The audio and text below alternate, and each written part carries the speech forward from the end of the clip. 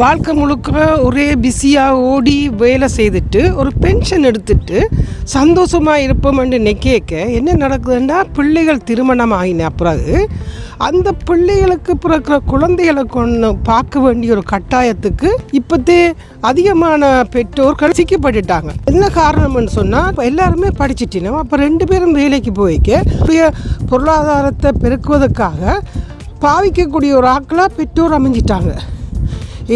இதை பெற்றோர்கள் பார்க்க பெரிய கவலையாக இருக்கும். சில பெற்றோர் நடக்கவே முடியாது, அந்த பிள்ளைகளை கிண்டவானத்தை தள்ளி கொண்டு வருவார்கள், ஸ்கூலுக்கு விடுவாங்க.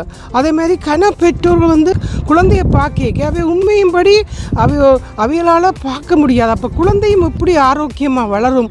அந்த பெற்றோர்கள் அந்த குழந்தைய தங்களோட தேவையை குறைச்சிட்டு ஒரு அம்மா அந்த குழந்தையோட கொஞ்சம் காலம் இருக்க வேணும், இருந்து தான் பிள்ளையை வளர்க்க வேணும். வேலை செய்கிற காலங்களில் அவன் நெச்சு கொண்டு இருந்தது பென்ஷன் எடுத்தா பிறகு நான் பார்க்க வேண்டிய இடங்களை போய் பார்க்க வேணும், கொஞ்சம் நித்திர கொள்ள வேணும், இருக்க வேணும் என்று நெச்சு கொண்டிருந்த அவைக்கு அந்த உடல் ரீதியாக அவைக்கு பல பாதிப்புகளும் வந்த பிறகு கூட அவைகளால் ஒரு நிம்மதியாக இருக்க முடியாமல் ஒரு குழந்தையை பார்க்குற ஒரு கட்டத்துக்கு போய்க்க என்னென்றவை நல்ல வடிவாக பார்ப்பினம் அவைக்கும் உடம்புல சரியில்லை, மனசும் சரியில்லாமல் இருக்கேக்க. ஆனால் இங்கே எல்லாம் அரசாங்கம் 60 வயசு வந்த பிறகு பென்ஷனுக்கு முதலேயே ஒரு ஃப்ரீடம் பாஸ் என்று கொடுப்பினோம். 60 வயசு அப்புறம் ஃப்ரீடம் பாஸ் கொடுப்பினோம். அந்த ஃப்ரீடம் பாஸை கொண்டு எங்கேயும் பஸ்ஸில் போகலாம், டியூப்பில் போகலாம், ட்ரெயினில் போகலாம். ஏன் அவை அப்படி செய்யணும்னு சொன்னால் இவை ஃப்ரீடமாக இருக்கட்டும், இவ்வளோ காலம்தான் வேலை செய்தாங்க, இனியாவது அவங்களுக்கு விரும்பினதை போய் பார்க்கட்டுக்கும் என்று சொல்லி அந்த பாஸை கொடுத்துருக்காங்க. நான் எனக்கு குஜராத்தி ஃப்ரெண்ட்ஸ் இருக்கணும்,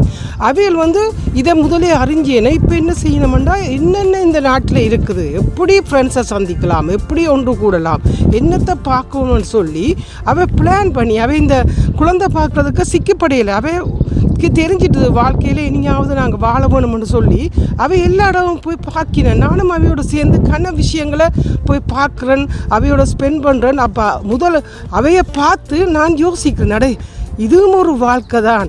அப்போ இதுக்கு யார் காரணம்? அவங்களோட குழந்தையை பார்க்க வேண்டிய பெற்றோர்கள் சிந்திக்க வேணும். எங்களுடைய பேரண்ட்ஸை நாங்கள் ஃப்ரீடமாக விட வேணும், அவைக்கு பிடிச்சதை இனியாவது வாழட்டும் என்ற விட்டு எந்த நாடும் செய்ய தேவையில்லை. அவங்களோட குடும்பத்தில் இருக்கிற பிள்ளைகள் பெற்றோர்கள் இனிவரும் காலத்திலேயாவது சந்தோஷமாக இருக்கணும் என்று அவர்கள் பல வசதிகளை செய்து கொடுக்கணும். எல்லாரையும் சொல்லல, கூடுதலாக நடக்குது, அதுக்காக பதிவு செய்யும்.